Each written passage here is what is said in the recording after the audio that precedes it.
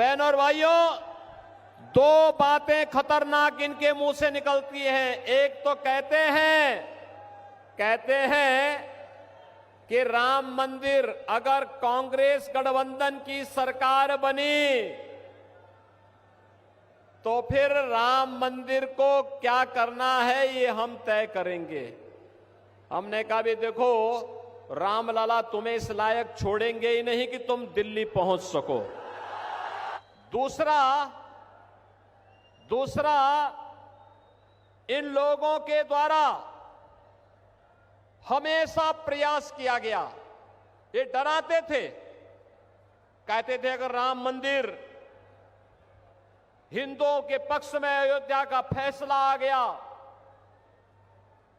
तो दंगे हो जाएंगे, खून की नदियां बह जाएंगी। और बहनों और भाइयों, अयोध्या में माननीय उच्चतम न्यायालय का फैसला राम मंदिर के पक्ष में आया। प्रधानमंत्री जी ने कृपा करके वहां शिलान्यास भी किया,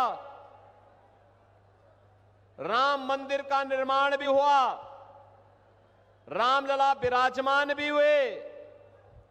कहीं तिनका नहीं हिला। दंगा तो बात बहुत दूर की है। और मैं इन इंडी गठबंधन वालों को भी कहना चाहता हूं, उत्तर प्रदेश में तो पिछले 7 वर्ष में कोई दंगा ही नहीं हुआ। अगर हम लोग रामलला को आप सबके आशीर्वाद से, भारत की जनता के आशीर्वाद से, मोदी जी के नेतृत्व में अयोध्या में विराजमान कर सकते हैं तो बड़े बड़े माफिया और दंगाइयों का राम नाम सत्य है की यात्रा भी निकाल सकते हैं।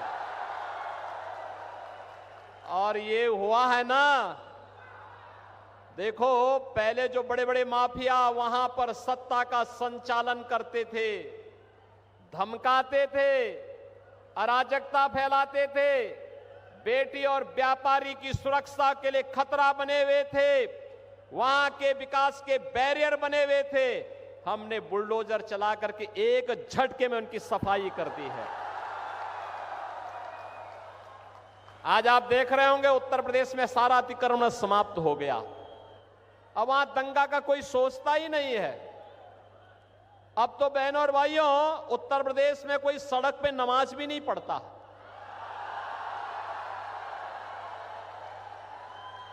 अब वहां मस्जिदों के भी माइक उतर गए। अगले 5 वर्ष में आप देखेंगे कि लोग भूल ही जाएंगे कि ये भी कोई चीज होती थी, कि चिल्लाहट होती थी, लोग परेशान होते थे, लोग भूल जाएंगे। बहनों और भाइयों, हमें अगर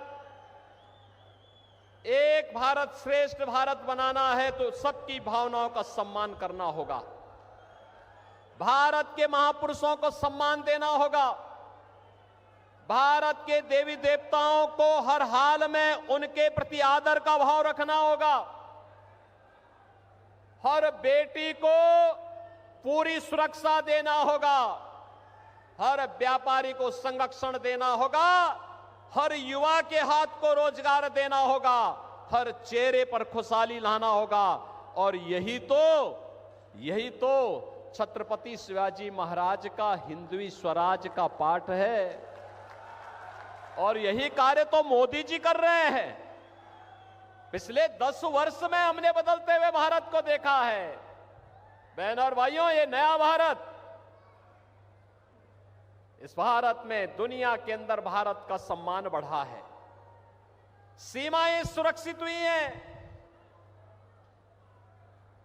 आतंकवाद और नक्सलवाद पर लगाम कसा गया है।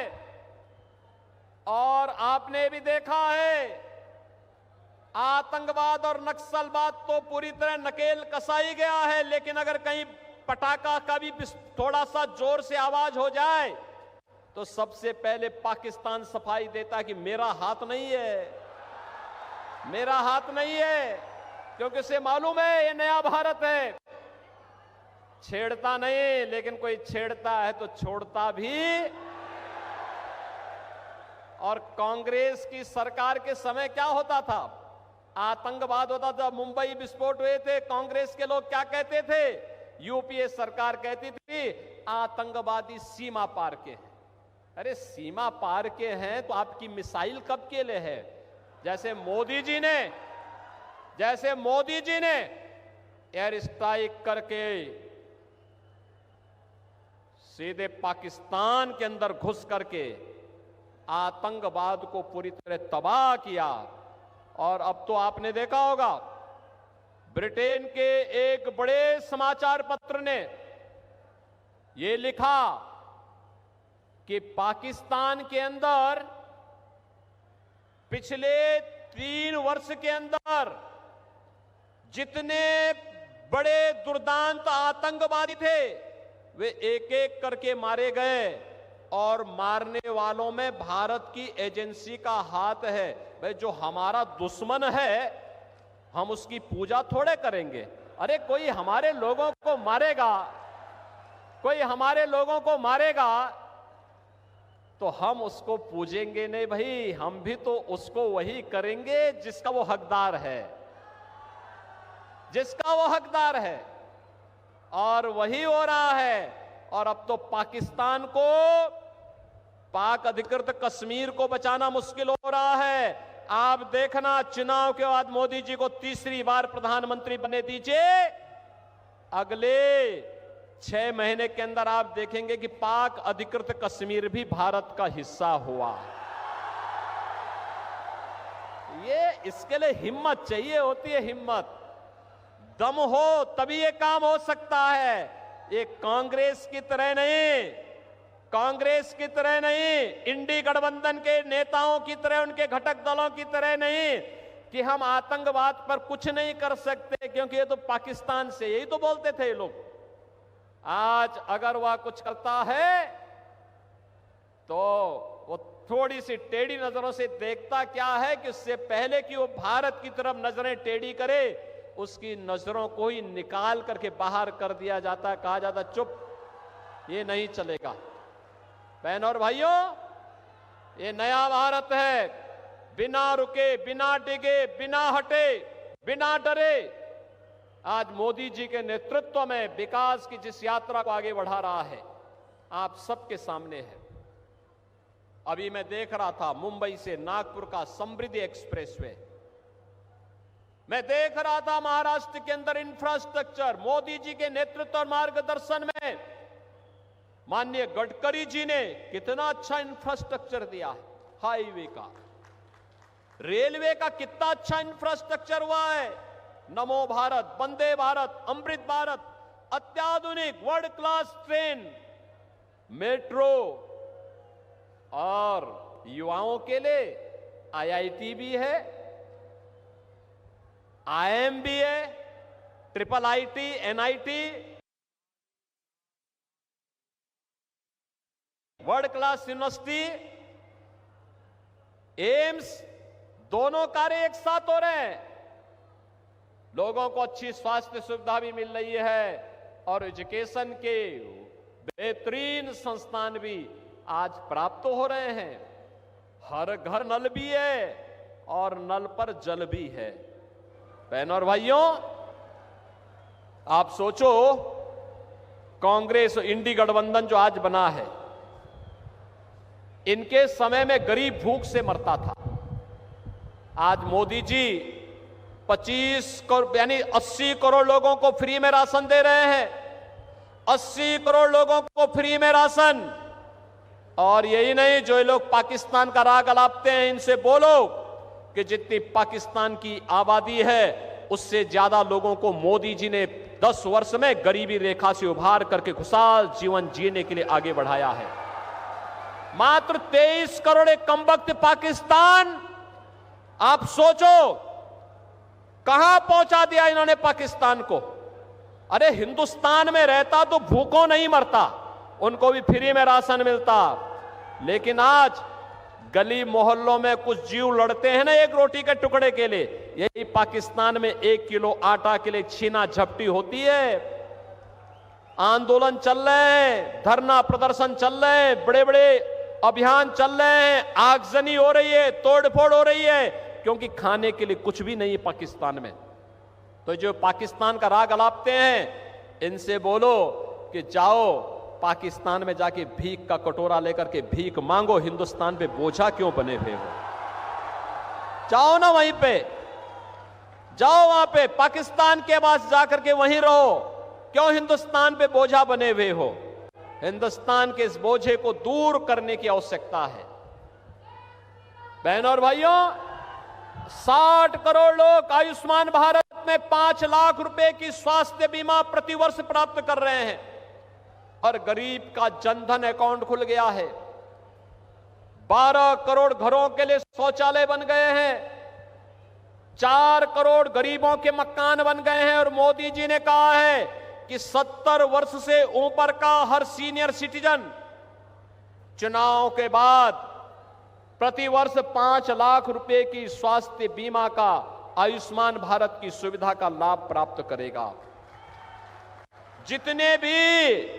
जितने भी गरीब बचे हैं, जिनके पास अपना आवास नहीं है, उनको एक एक आवास मिलेगा। यहां पे तो सुरक्षा भी है, सम्मान भी है, यहां पे विकास भी है, गरीब कल्याण भी है और विरासत का भी सम्मान है। अयोध्या में रामलला का भव्य मंदिर भी बन गया है। काशी में काशी विश्वनाथ का मंदिर बन गया है। याद करिए, महाराष्ट्र और उत्तर प्रदेश का संबंध तो ये चोली दामन का संबंध है, कोई अलग कर ही नहीं सकता है। याद करिए, छत्रपति शिवाजी महाराज को जब छत्रपति की उपाधि से सम्मानित करना था, उनका अभिषेक करना था, तो काशी के गागा भट्ट महापंडित ही आकर के इसका रस्म को पूरा करने में योगदान दिए थे। आप हमारे काशी में आइए, वहां मराठा घाट मिलेगा। वहां पर महाराष्ट्र के राजाओं के द्वारा बनाए गए, भोंसले के द्वारा बनाए गए बड़े बड़े घाट मिलेंगे। वहां पर मराठा समाज अलग से काम करता है, महाराष्ट्र समाज अलग से काम करता है।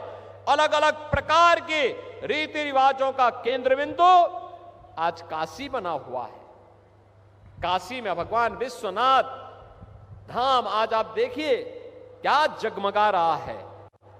और काशी के साथ अयोध्या, और अयोध्या के बाद अब मथुरा की तरफ हम आगे बढ़ रहे हैं।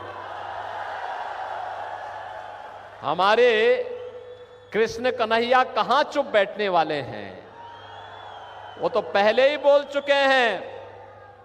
उन्होंने तो पहले ही कह दिया है, वो तो पहले ही इस बात की घोषणा कर चुके हैं कि परित्राणाय साधूनाम विनाशाय च दुष्कृताम। उन्होंने पहले कह दिया है कि मैं सज्जनों का संरक्षण करूंगा और रामद्रोहियों का, राष्ट्रद्रोहियों का नाश करूंगा, उनको जीने नहीं दूंगा।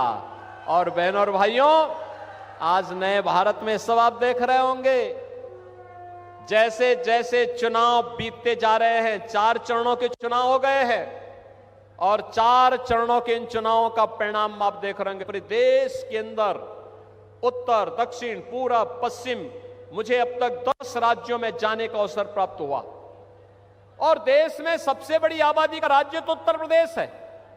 बहनों और भाइयों, मैं कह सकता हूं वहां पे एक ही आवाज है, हर ओर से एक ही आवाज, एक ही नारा गूंजता है और वह गूंजता है कि फिर एक बार, फिर एक बार, फिर एक बार, अब की बार, अब की बार 400 पार के नारे से ये कांग्रेस हैं, उद्धव ठाकरे हैं, शरद पवार जी हैं, लालू जी हैं, अखिलेश यादव हैं, इन सबको अपने पैरों के नीचे की जमीन खिसकती हुई दिखाई देते। कहते क्या होगा, 400 ही ले लेंगे, क्या होगा। फिर पूछते हैं, जनता से पूछते हैं 400 पार कैसे पाएंगे, तो जनता जनार्दन कहती है कि भाई देखो, जो राम को लाए हैं हम, जो राम को लाए हैं और राम को मोदी जी लाए हैं। मोदी जी ने भी अयोध्या में विराजमान कराया है और बहनों और भाइयों, मैं इसलिए कह सकता हूं, इस चुनाव में कुछ मत देखिए। मोदी जी ने विकास कराया है, सुरक्षा दी है, सम्मान दिया है, गरीब कल्याण किया है। अब ये चुनाव जैसे जैसे कांग्रेस के नेताओं के बयान आ रहे हैं, जैसे जैसे उनके साथ सहयोगी दलों के बयान आ रहे हैं, वैसे वैसे चुनाव राम भक्तों, राम द्रोहियों के बीच में अब सिमटता जा रहा है। और इसलिए हमें तय करना है, देश के अंदर राम भक्त राज करेगा या राम द्रोही फिर से आएगा। और एक बात और पूरे देश के अंदर चल रही है, राम भक्त ही राज करेगा दिल्ली के सिंहासन पर, यह भी गूंज रहा है पूरे देश के अंदर। और मोदी जी ठहरे राम भक्त। अभी आपने देखा होगा, पहले प्रधानमंत्री हैं मोदी जी, जिन्होंने अयोध्या में जाके रामलला के मंदिर का शिलान्यास किया। लोग कहते थे अरे ये सब नहीं होने देना, प्रधानमंत्री को क्या शोभा देता है। अरे मोदी जी ने कहा क्या बात करते हो भाई, राम हमारे पूर्वज थे, हमारी विरासत है, भारत की आदर्श हैं, कैसी बात करते हैं। अयोध्या में राम मंदिर के निर्माण के लिए मैं क्यों नहीं जाऊंगा। मोदी जी गए, उद्घाटन में मोदी जी गए, 11 दिन का अनुष्ठान रखे और अयोध्या में भगवान राम का भव्य मंदिर का निर्माण किए। बहनों और भाइयों, मैं आप सबसे अपील करूंगा, भारतीय जनता पार्टी अपने सहयोगी दलों के साथ इस चुनावी मैदान में है, जो भारत के हित में है, जो भारत को दुनिया की एक महाताकत बना दे, भारत को एक आत्मनिर्भर और विकसित भारत बना दे। वह कार्य केवल मोदी जी कर सकते हैं, मोदी जी के नेतृत्व में होगा। एक कांग्रेस के साथ जितने भी इनके अगल बगल के चट्टे बट्टे हैं, ये सभी के सभी लोग अब जब इनके पास सारे हथियार समाप्त हो गए हैं, अब ये गाली गलौज पे उतर आए हैं, गुमराह करेंगे, अनलगल प्रलाप करेंगे, झूठी घोषणाएं करेंगे, आपको बहकाने का काम करेंगे। इनके बहकावे में आने की आवश्यकता नहीं।